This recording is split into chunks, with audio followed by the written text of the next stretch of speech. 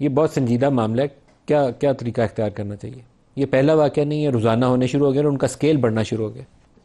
دیکھیے بہت بڑا واقعہ اس وقت دنیا میں، اگر کوئی بڑی بڑی خبروں میں سے ایک خبر یہ ہے جس کو تمام دنیا کے بڑے اخبارات نے اور چینلز نے فوکس کیا ہوا ہے، ویسٹ میں بھی اور ہمارے ریجن میں بھی. سوال یہ ہے کہ اس سے پہلے بنوں کا واقعہ ہوا، اس سے پہلے مولانا حامد الحق صاحب کا واقعہ ہوا، یہ اور ہم گلوبل ٹیررزم انڈیکس میں نمبر 2 پہ ہمیں ڈال دیا گیا. برکینا فاسو کے پیچھے بس ہیں صرف. میں نے جس دن بنوں کا واقعہ ہوا اس سے اگلے دن اتفاق سے سینٹ سیشن میں تھی اور میں نے موقع مانگا بات کرنے کا، اور میں نے یہی کہا کہ یہ بنوں کا واقعہ جو ہوا ہے، ان کی جماعت اس وقت شور مچا رہی تھی، اس پہ بات کی جائے، یہ تمام پاکستان کا جو ہے وہ مسئلہ ہے، تو لیکن ان کا پہلے دعا کرائی جائے.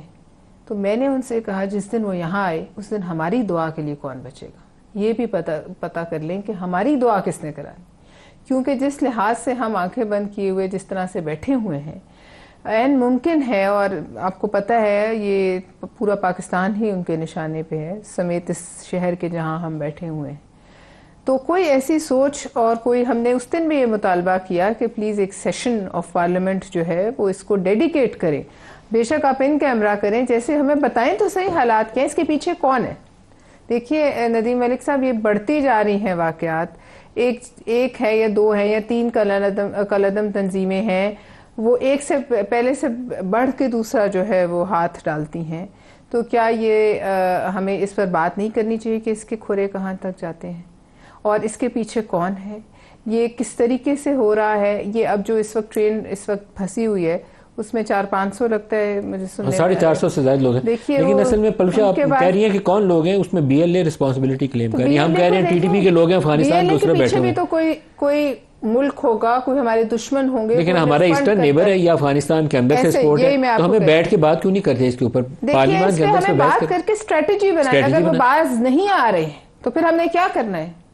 یہ 500 لوگ اور 500 خاندان، اس میں بچے ہیں، عورتیں ہیں، بوڑھے ہیں، جوان ہیں، وہ اس وقت زندگی اور موت کی کشمکش میں ہیں اور پتہ نہیں ان پہ کیا گزر رہی ہے. ابھی تو یرغمال ہیں، ان کے پاس بندوقیں ہیں، اسلحہ بارود ہے. دیکھیے یہ ایک بہت سی ہمارے it's a state of war. اگر میں آپ مجھے اجازت دیں، یہ حالت جنگ کی. اگر کسی اور دنیا کے ملک میں ایسا واقعہ ہوتا کہ ایک بس، یہ تو ٹرین ہے نا 450-500، اگر کسی بس میں 40-50 افراد ہوتے تو ملک اس وقت کیا کرتا؟ ٹرین کو ہائی جیک کرنا مجھے علم نہیں، میں نے اس پر ٹنل کے اندر یہ ٹرین کو ہائی جیک کرنا کے کوئی بہت واقعات میں نے نہیں سنے. It's a very rare instance, اور آپ نے پوری ٹرین 500 بندوں کی جو ہے وہ ہائی جیک ہو گئی، اور اس وقت انہیں پتہ نہیں ان پہ کیا بیت رہی ہے. اللہ ان کو خیریت سے واپس گھر لائے.